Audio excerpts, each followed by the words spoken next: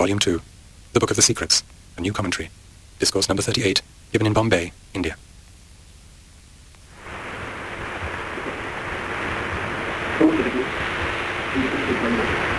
Seem to be sensitive and not technical. Such as those texts to become universal consciousness are these just one, etc. It seems that we need techniques to achieve these techniques. Were techniques like these means for a very advanced person who could just become conscious as a mere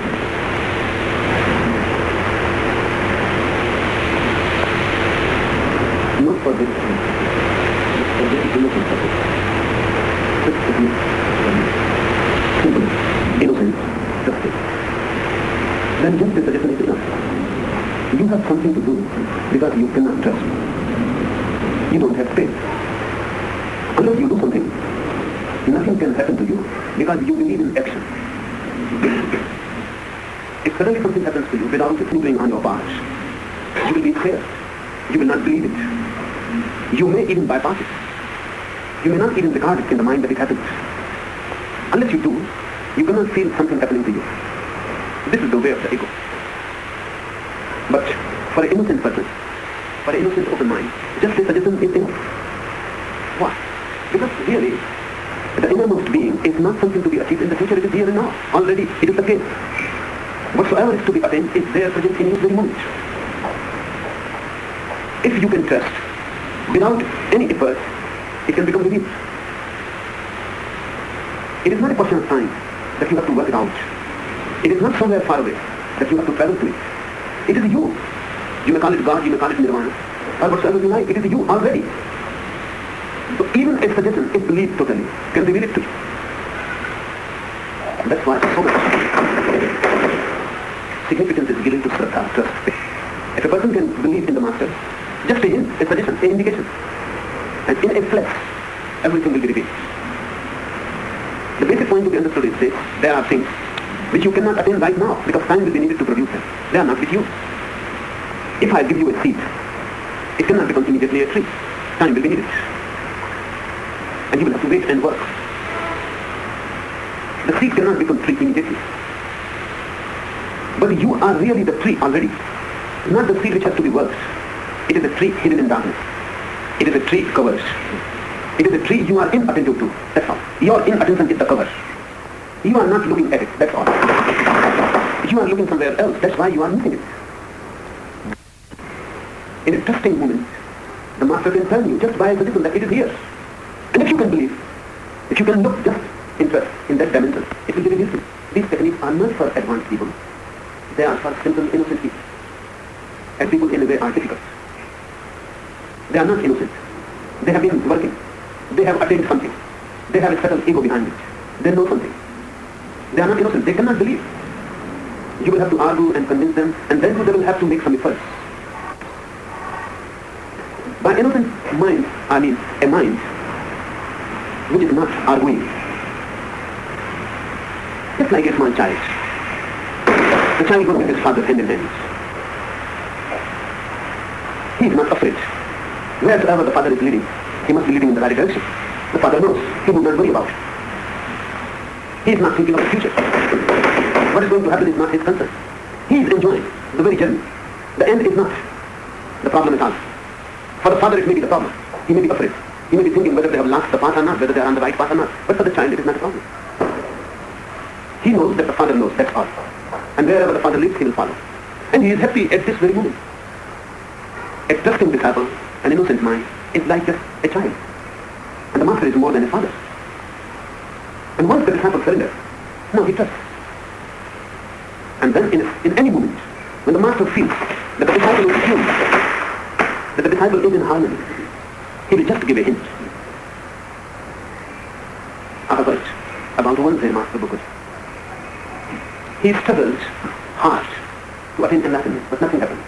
Really with hard struggle, sometimes nothing will happen. Because the hard struggle is for the ego. And so hard struggle, the ego becomes more hard. He did whatsoever could be done. But nowhere the goal was near us. Rather on the contrary, it was far away. More away than when he had started the journey. He was puzzled, confused. He came to his Master. The Master said, first few years, you just leave completely. Any effort, any goal, any destination, just forget and live moment to moment near me. You don't do anything. Simply eat, sleep, walk, and just be near me. And don't raise any question. Just feel me, my presence. And don't make any effort. Nothing is to be achieved. Forget the very achieving mind. Because the achieving mind is always in the future. And that's why it goes on missing the present. Just forget that you have to achieve anything. Bookhood believed in his master. He started living with the master. For a few days, few months, ideas will float, thoughts will come. And sometimes you will become uneasy and will think that I'm wasting time. I'm not doing anything. And how without doing anything can happen? If it couldn't happen through such hard effort, how it is going to be so easily attained, not doing anything? But still he believed in the master. By and by, the mind is slowed down. And in the presence of his master, he started to see the subtle calm flowing. A silence will fall from the master on him. He started feeling a merger. Years passed. He completely forgot that he is. But the master became a friend. He started to live like a shadow. And then miracle is possible. This happening itself is a miracle. And one day suddenly, the master called his name, Bokuju here? Just this, Bokuju, are you here? And he said, yes, master. And it is said he became enlightened. Nothing like a technique. Not even a suggestion, direct. Just, Bokuju, are you here?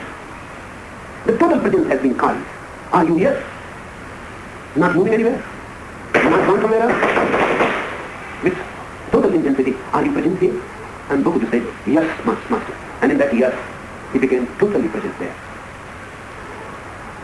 It is said that the master started laughing. Bokuju started laughing. And the master said, now you can go. Now you can move in there and help people by your presence. Then Bokuju never taught any message. He will simply ask this much. Just be near, remain present. And whenever a disciple will be in tune, he will call the name of the disciple and will ask, are you here? And this was the whole technique. But this technique will need a grounding of your mind, a deep innocence. There are many techniques. Simple as possible. You just say, be this one. Just to him. But it must have been said by the master in a certain moment. It cannot be said always. Be this one. It must have been said in a certain tuning. When the disciple was totally one with the master, or totally with the universe, merged. And the master says, now be this one. And suddenly the focus will change. And the last part of the ego will dissolve. These methods worked in the past. It is difficult now. Very difficult. Because you are so calculating. You are clever. And being clever is just against being innocent. You are so calculating. You know too much arithmetic. And this calculation goes on and on in the mind. Whatsoever you do, it is always calculated, planned. You are never innocent, never open, receptive. You believe too much in yourself. Hence, you go on missing. These methods won't be helpful for you unless you prepare. That preparation can be very long.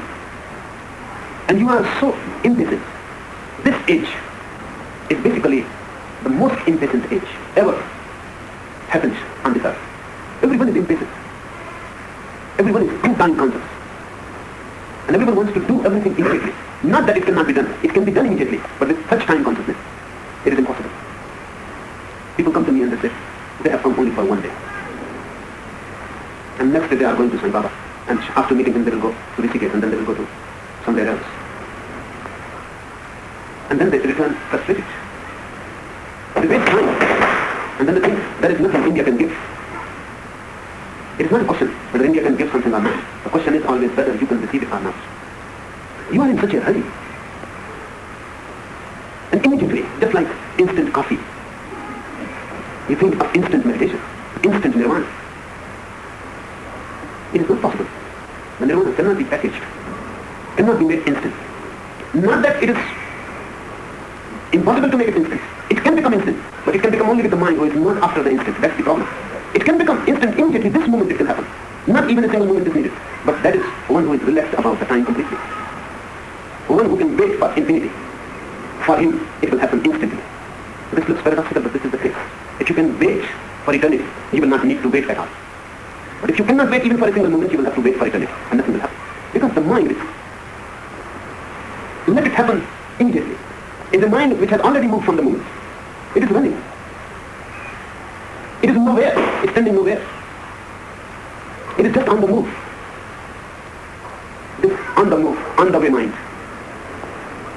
cannot be innocent.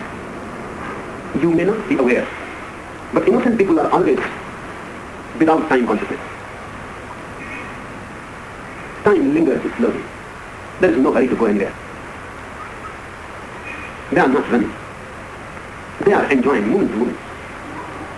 They are chewing each moment. And each moment has its own ecstasy to deliver. But you are in such a hurry that it cannot be delivered. While you are here, your hands are in the future, your mind is in the future. You will miss this moment. And this will be always the case. You will always miss the now. And now is the only time. Future is false. Past is just memory. Past is no more. Future is yet to be. And all that ever happens is the now. Not the only time. So if you can be prepared to slow down a little, to become non-calculating, playing like children, here and now, then these simple techniques can work miracles. But this century is too time conscious. That's why you ask. It seems that we need techniques to achieve these techniques. No. And these are techniques, not end results. They look like end results because you cannot conceive how they can work. They can work but they cannot work in other types of mind. And really, those who know this say that all these techniques will ultimately bring you to that innocence where the phenomena happens. Where the phenomena happens, all techniques will bring you to that innocence. If the innocence is there, but it is difficult now, because nowhere innocence is taught. Everywhere we are teaching cleverness. Universities are not to make you innocent. They are to make you clever, cunning, calculated. The more clever, the better in the struggle of life. You can gain much wealth, prestige, power, if you are calculating. If you are innocent, you will prove stupid. If you are innocent, then you will be nowhere in this competitive world. But this is the problem. In this competitive world, you may not be anywhere, but in that non-competitive world of nirvana, you will be somewhere, if you are innocent. If you are calculating, you will not be there anywhere in the world of nirvana, but in this world, you will be somewhere. And we have chosen this world to be our goal. Old universities differed completely. Their orientation was totally different. Nalanda, Takshashila. They were not teaching calculation. They were not teaching cleverness. They were teaching innocence. Their orientation was different from Oxford, or Kashi, or Cambridge. Their orientation was totally different. They were creating a different type of mind. So it almost always happens that a person who will study in Takshashila or Nalanda will become a sannyasi in time. By the time he graduates from the university, he will renounce this world. Those universities were empty worlds, preparing for some other dimension. They were preparing you for something else, which cannot be measured in terms of this world. These techniques were for those type of people. Either they were innocent by their nature, or they were training themselves to be innocent. When Jesus says to his followers, when someone hits you on one cheek, you give him the other. What he is intending to do? He is trying to make you innocent. Only a foolish person will do that. When someone hits you on one cheek, your mind will say, hit him more hard, immediately. The really calculating mind will say, before someone hits you, hit it. Because attack is the best defense. Ask Machiavelli. He is the cleverest mind. He says, before someone attacks you, you attack him. Because attack is the best defense. When someone has attacked you, you are already weak. He has already gained over you. And now the race is not equal. He is ahead of you. So don't allow the enemy to go ahead. Attack before anybody attacks you. It's calculating mind. This is clever mind. Machiavelli was read by every prince and every king in medieval Europe. But he was such a clever person. No king will comply him. He was read. His book was the Bible for power politics. Every prince will read the book, The Prince of Machiavelli. And they will follow. But no king was ready to imply him because he was such a clever man. It is better to keep him away. He is dangerous. He knows too much. He says that virtue is not good, but pretending to be good. Don't be virtuous, but pretend always that you are virtuous. That is the real virtue. Because then you gain from both the ends. From vice you gain and from virtue also. This is the calculating mind. But go on pretending that you are virtuous. And always praise virtue. But never be really virtuous. And always praise virtue so others know that you are a virtuous person. Always condemn vice, but don't be afraid to use it. Jesus says when someone hits you on one cheek, give him the other. And if someone takes your coat, snatches it, give him your shirt also. And if someone forces you to carry his load for 1 mile, ask him that you are ready to carry it for 2 miles. This is patent foolishness, but very meaningful. If you can do this, these techniques will be for you. Jesus is preparing his disciples for sudden enlightenment. Just think about it. If you can be so innocent, so trusting, that if the other is hitting you, he must be hitting for your good. So give him the other cheek also. And let him. Others' goodness is believed, trusted. No one is your enemy. That's the meaning when Jesus says, love your enemies. No one is your enemy. Don't see the enemy anywhere. That doesn't mean that there will not be enemies and there will not be people who will not exploit you. There will be. They will exploit you. But be exploited and don't be cunning. Just look at the dimension. Be exploited, but don't be cunning. Be exploited, but don't be mistrusting. Don't disbelieve. Don't lose faith. That is more valuable than anything that others can cheat you. Nothing is so valuable. However, if one man deceives you, whole humanity is evil. If one man is dishonest, or you think that he is dishonest, then you don't believe in man at all. Then whole humanity has become dishonest. If one Jew is miser, then the whole race of Jews is miser. If one mountain is bigger than all mountains. Just one is enough for us to lose our faith in all. Jesus says even if all are dishonest, you should not lose faith because faith is more valuable than these dishonest people can get by their dishonesty. So really if you lose faith, you are losing something, otherwise nothing is lost. For such innocent people, these techniques will be enough. They will not ask anything more. You say, and it happens to them. Just by hearing from the Master, many have become illumined, but not in this age, in the past. I have heard about Rinjai. He was sleeping in his hut, a very poor bhikkhu, a poor sannyasi, a beggar. One thief entered. There was nothing in the hut, except one blanket he himself was using. He was sleeping on the floor, covered with his blanket. He became very much uncomfortable. He started to think, what unfortunate fellow. He has come so far from the village to find something, and there is nothing in my hut. What misery, how to help him? The only thing is this blanket, and he is underage. This thief will not have such courage to snatch this blanket. So he left the blanket there and slipped out of it. He slipped in a dark corner. The thief took the blanket and went away. And now he was, but Rinjai was happy that the thief has not went back empty-handed. Then he was sitting on the window of his hut. The night was cold and the full moon was in the sky. Then he wrote a small haiku, a small poem. In that haiku he said, if I could give this moon to that thief, I would have given. This mind, what he has lost is just a blanket. What he has gained, the whole world. All that can be gained, he has gained innocence, trust, love. For this man, no technique is needed. His Master will say that just look, where, be alert, and it will do.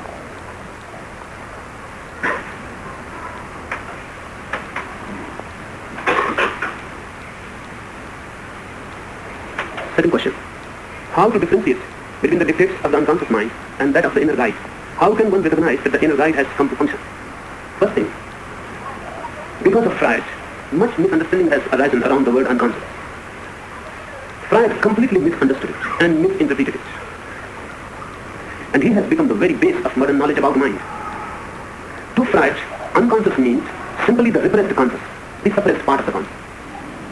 So all that is evil and bad, immoral, has been suppressed. Because the society cannot allow it. It has to be repressed within. That repressed part is the unconscious for Freud. But for mystics, and Freud is not a mystic. He has not entered his own unconscious. He has been simply observing cases of patients, ill people, abnormal people, mad, insane, pathological. He has been studying the pathological mind. And through the study of pathological mind, and that too from without, he concluded that just underneath the conscious there is an unconscious mind. And that unconscious mind carries all that has been repressed from the childhood. All that the society has condemned. The mind has suppressed it. Just to forget that it is there, but it is there. And it goes on functioning. And it is very powerful. It goes on changing the conscious. It goes on playing tricks with the conscious. Conscious is really important before this. Because whatsoever is repressed, it is repressed so powerful that the society cannot cope with it. The society has been repressing it. And society doesn't know anything else to do with it. For example, sex. It is so powerful that if you don't repress it, you don't know what to do with it. It will lead you into dangerous paths. And it is such forceful energy that the whole society will go chaotic if it is allowed completely. No marriage can exist. No love can exist. Everything will be just a chaos if it is allowed total freedom, because then man will behave like an animal. If there is no marriage, no family, the whole society will be destroyed. It depends on unity of family. The family depends on marriage. Marriage depends on sex suppression. Everything that is natural and forceful has been inhibited, tabooed, so forcibly that you feel guilty about it and you go on fighting with it. Society has not created only policemen outside, it has created inner policemen, your conscience. a double arrangement so that you don't go astray. So you cannot go natural. You have to be unnatural. And now modern psychologists say that insanity is part of civilization. No civilization can be without madness. And mad people are not, because you have forced such an ardor over them that their natural instincts have been crushed.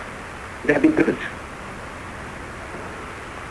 It may be that your madmen are more powerful than you. That's why their inner instincts have revolted. And they have thrown their conscience, their mind and everything off board. That's why they are mad. A better concept of humanity, a better organization, a better discipline, with more knowledge and wisdom, may use them. They may prove geniuses. Your madmen may prove very talented people. They are. But they have such force and they cannot repress themselves. And society will not allow them to move. They are wild. Freud came to conclude that civilization needs the unconscious, the reference part. But really for Tantra and Yoga, this unconscious is not the unconscious. This is just between the unconscious and the conscious, a small boundary. It is subconscious. Conscious has forced something, but conscious knows about it. It is not really unconscious. You know about it. You may not want to recognize.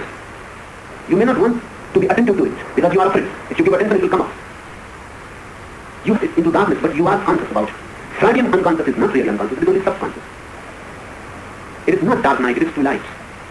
You can see it. Tantra talks about the real unconscious, which is not suppressed by you, but which is your deepest being. And your conscious is just one part of it which has come into light. The 1/10 part which has seen the light, which has become conscious. 9 parts, 9/10 is just hidden underneath.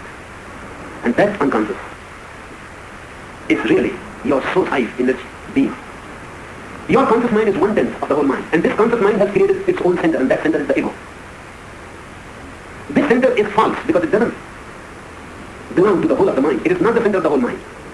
It is just the center of the conscious part, a fragment. And the fragment has created its own center. And that center goes on pretending as if it is the center of your whole being.